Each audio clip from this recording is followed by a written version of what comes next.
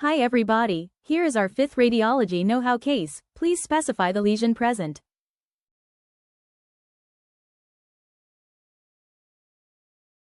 There is a 2.1 cm effective diameter spiculated left upper lobe lung nodule adjacent to the left upper thoracic spine and aortic arch.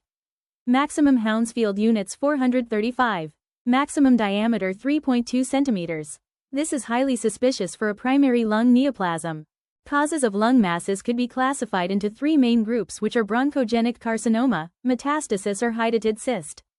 To differentiate between these 3 groups, look if the lesion is cystic or solid in nature. If it is solid, your diagnosis is bronchogenic carcinoma versus metastasis, but if it is cystic, look to internal wall aspect of the lesion. If it is irregular, think cavitating neoplasm, but if it is regular, think hydatid cyst.